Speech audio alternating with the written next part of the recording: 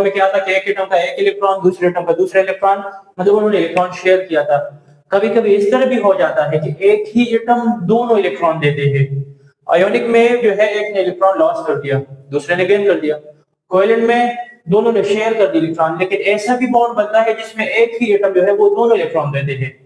तो इसके किस्म के बॉन्ड को हम क्या कहते हैं? Coordinate covalent bond. Important law question है, पेपर में पूछा गया है। नेक्स्ट टाइम अगेन आप लोगों से पूछ सकते हैं, तो आइए इसको सीख ले। सिंपल से मुश्किल की तरफ, मतलब कि पेपर के लिए सॉल्व कर लेंगे। पेपर के हवाले से इसका डेफिनेशन या जो जो जरूरी चीजें है वो, उसके बाद जो है मतलब एमसीक्यूज या इवन एमकेट टीकेट में भी ले लेते हैं, तो वो एमसीक्यूज भी देखेंगे। स्टार्ट लेते हैं। इसका दूसरा नाम एमसीक्यूज में आप लोग से पूछ सकते हैं, कोऑर्डिनेट कोवेलेंट बॉन्ड को also called radio covalent bonded bond. Type of covalent bond in which shared pair of electron is contributed by one atom only। जब एक ही एटम जो है दोनों इलेक्ट्रॉन दे दे तो उसके रिजल्ट में जो बॉन्ड बनता है कोऑर्डिनेट कोवेलेंट बॉन्ड। या the type of bond which is present या which is formed by donor and acceptor या which is present between donor and acceptor is called coordinate covalent bond या dative covalent bond।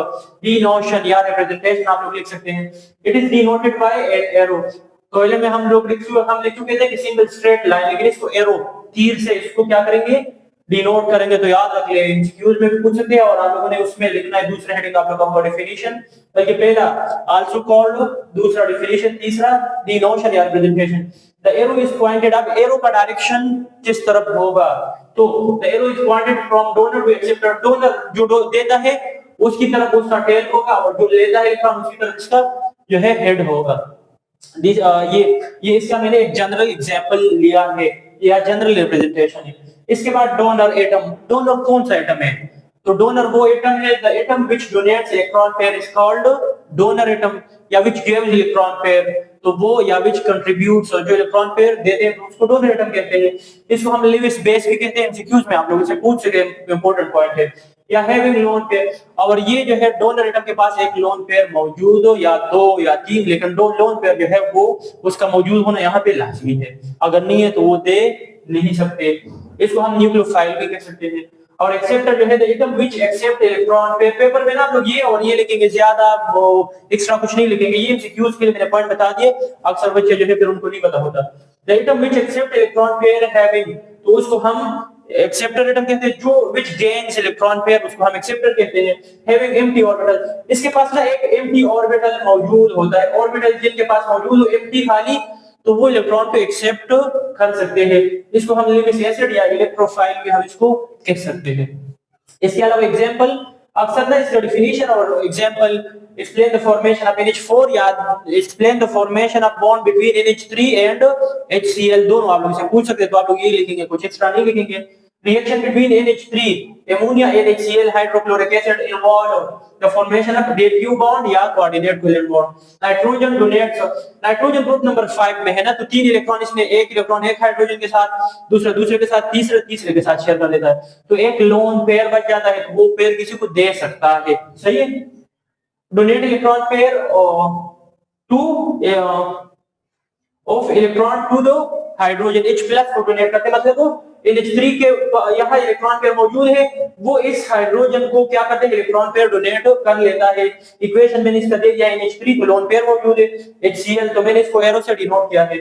NH4Cl बना, मतलब कि hydrogen जो है उसके साथ डायरेक्ट अटैच हो जाता है, तो उसको हम क्यूब के अंदर यू लिख लेते हैं और Cl को बाहर लगाते हैं। अब बात बुक में इस तरह गिवन होता है कि इसको जो है स्क्वायर ब्रैकेट से U और Cl या नेगेटिव पार्ट वाले को बाहर लगा लेते हैं। फिर दूसरा एग्जांपल, फॉर्मेशन ऑफ H2H3O या bond between water and HCl, तो भी इसका एग्जांपल है। व्हेन हाइड्रोजन आयन, हाइड्रोजन जो है या HCl आप लोग लिख ले, is dissolve in water, it attract to lone pair of electron. जब H प्लस को हम पानी में ड्रॉप करते हैं, डिसॉल्व करते हैं, तो वो इलेक्ट्रॉन पेयर की तरफ, ऑक्सीजन पे दो इलेक्ट्रॉन पेयर मौजूद है, तो हाइड्रोजन उसकी तरफ मोशन कर लेते हैं या इलेक्ट्रॉन पेयर उसको अपनी तरफ क्या करते हैं? अट्रैक्ट कर लेते हैं। To lone pair of electron present on oxygen, hence H3O will form H, इस पे प्लस चार्ज है ऑक्सीजन पे, H2O प्लस इसके साथ H प्लस प्रोटॉन इसको कहते हैं, या हाइड्रोजन आयन हम इसको कहते हैं। तो ये ना इसको अपना एक इलेक्ट्रॉन पेयर डोनेट कर लेते हैं, तो रिजल्ट में H3 O बन जाता है। अगर इन केस ये HCl हुआ तो फिर आप लोगों ने क्या करना है, इसको U और Cl को आप लोगों ने बाहर लगाना है, उस पर माइनस चार्ज आएगा। इसका एक और एग्जांपल NH3 और BF3, बोरॉन ट्राइफ्लोराइड और NH3 के बीच में भी अब एमसीक्यू में अगर पूछेंगे कि किस किस कौन को जो है वो कोऑर्डिनेट कोवेलेंट बॉन्ड बना सकते हैं, तो NH3 है।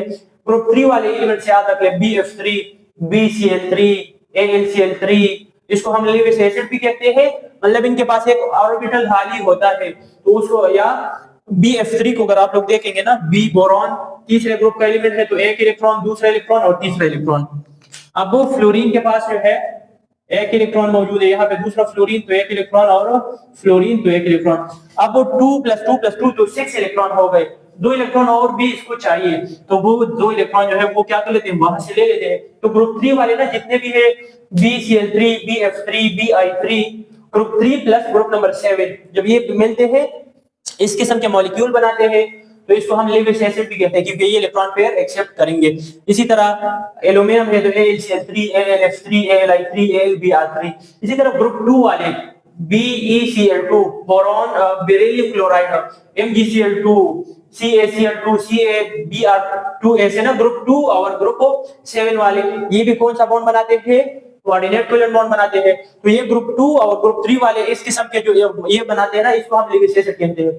BF3 या BeCl2, BeF2 ये सारे लेविस एसिड कहलाते हैं। इसी तरह NH3 या PH3 ये सारे जो है ये लेविस बेसिस है, या ये जो है इलेक्ट्रॉन पेयर डोनेट करेंगे। तो ये इंपॉर्टेंट है, अक्सर जो है केट में भी आप लोग से पूछ लेते हैं फॉर्मेशन ये कब बनता है। After the formation of dative explanation, sorry, जब वो डेटिव या कोऑर्डिनेट कोवेलेंट बॉन्ड बनता है ना, तो फिर आप लोग इसमें डिफरेंस नहीं कर सकते कि ये जो है असल कोवेलेंट बॉन्ड है या जो है डेटिव कोवेलेंट बॉन्ड है। तो पहले आपको पता चलेगा, लेकिन जब बॉन्ड बन जाए ना तो उसके बाद पता, मतलब दोनों सेम हो जाते हैं। शेयरिंग डेटिव में भी है और coordinate covalent bond simple covalent में भी है। या ये लिखा हुआ है अक्सर बुक्स में कि डेटिव बॉन्ड जो है वो कोवेलेंट बॉन्ड का एक स्पेशल टाइप है। इस तरह डाइपोल मोमेंट का हाइड्रोजन बॉन्ड स्पेशल टाइप है, तो इसी तरह कोवेलेंट बॉन्ड का ये एक स्पेशल टाइप है। तो हम नहीं इसको डिफरेंशिएट कर सकते नॉर्मल से अगर बॉन्ड बन जाए। और इसके बाद जो है इंपॉर्टेंट एमसीक्यूज के लिए, वैसे अगर पेपर में आ जाए तो ये लिखने की जरूरत नहीं है, एमसीक्यूज के लिए एमकेट के लिए जरूरी है, वहां के लिए उसके लिए कर।